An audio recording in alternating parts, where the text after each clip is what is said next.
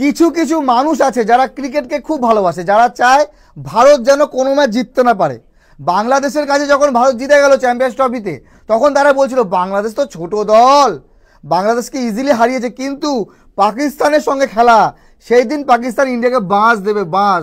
কিন্তু সেই বাঁশ পাকিস্তান নিয়ে চ্যাম্পিয়ন্স ট্রফি থেকে বিদায় নিল। ঠিক আছে, পাকিস্তানের কাছে ইন্ডিয়া জিতে গেল, কিন্তু নিউজিল্যান্ড ছাড় দেবে না। নিউজিল্যান্ডের কাছে ইন্ডিয়া হারবে, কিন্তু সেই নিউজিল্যান্ড 205 রানে অল আউট হয়ে গ্রুপ পর্ব শেষ করলো। এইবার সেমিফাইনাল, ইন্ডিয়া সেমিফাইনাল কার সঙ্গে? Australia, the mighty Australia. বা অস্ট্রেলিয়া ছাড়া কেউ জিতবে না। অস্ট্রেলিয়া ইন্ডিয়াকে আচ্ছা মতো, ট্রাভিসের একাই ইন্ডিয়াকে হারাবে, কিন্তু সেই অস্ট্রেলিয়া চ্যাম্পিয়ন্স ট্রফির সেমিফাইনাল থেকে ফাইনালে পৌঁছাতে পারলো না। তো মাত্র 264 রান করেছিল ইন্ডিয়ার এগেনস্টে মাইটি অস্ট্রেলিয়া।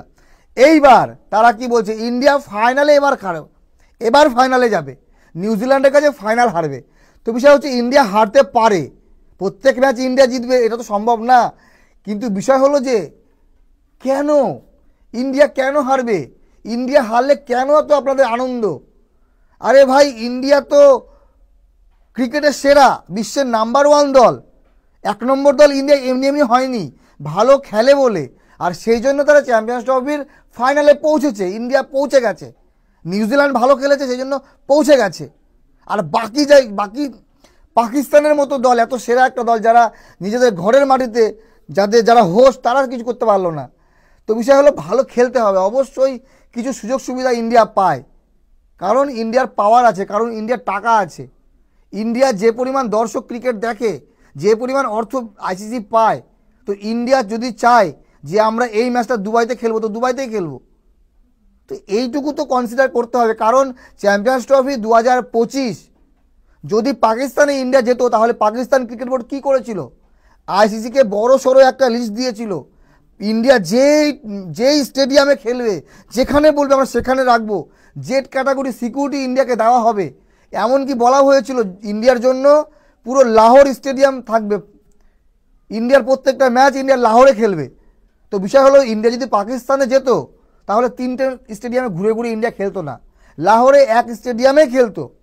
এইবার যেহেতু শুধুমাত্র ইন্ডিয়ার জন্য, একমাত্র ইন্ডিয়ার জন্য স্টেডিয়াম বদলানো হয়েছে বা ভেন্যু বদলানো হয়েছে, হাইব্রিড মডেল হচ্ছে, সেহেতু শুধুমাত্র দুবাই ইন্টারন্যাশনাল স্টেডিয়ামই করা হয়েছে। কারণ যদি আরও 3-4টে শারজা বা আবুধাবি স্টেডিয়াম করতো, তাহলে আইসিসির খরচা বাড়তো। খরচা কমানোর জন্য এবং দুবাই ইন্টারন্যাশনাল স্টেডিয়ামে সব কিছু সুযোগ সুবিধা আছে, যেখানে অন্যান্য দল গিয়েও আরামে খেলতে পারে, সেই জন্য এই ব্যবস্থা। এবার কথা হলো যে ইন্ডিয়া তো বলেছিল চ্যাম্পিয়ন্স ট্রফি আমরা যাব না পাকিস্তান, তো পুরোপুরি এই টুর্নামেন্ট যদি পাকিস্তান থেকে সরে যেত তাহলে অসুবিধা কী হতো?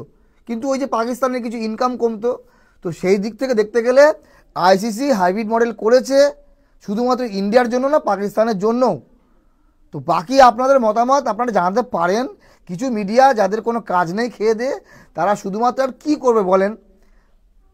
যেই দেশের মিডিয়ারা এগুলো কথাবার্তা বলে, তাদের দেশের দলগুলো তো 2টো করে ম্যাচ হেরে আগেই বিদায়, তাদের তো কোনো আর খবর নেই, তাদের কথা কে বলে? এখন তো শুধু ইন্ডিয়া ইন্ডিয়া ইন্ডিয়া ছাড়া খবর। আর এই ভাষাগুলো কারা বোঝে চিন্তা করেন একবার? হিন্দি, বাংলা, এগুলো তো ইন্ডিয়া, পাকিস্তান, বাংলাদেশ এরাই বোঝাবুঝি করে, আমরা নিজেরাই নিজেদের ঝামেলা পাকাই। বাংলা ভাষা, হিন্দি ভাষা, এগুলো উর্দু ভাষা, এগুলো তো নিউজিল্যান্ড বোঝে না, এগুলো তো ইংরেজরা বোঝে না। তাহলে তো আমরা নিজেদের মধ্যেই কামড়াকামড়ি করতে থাকি।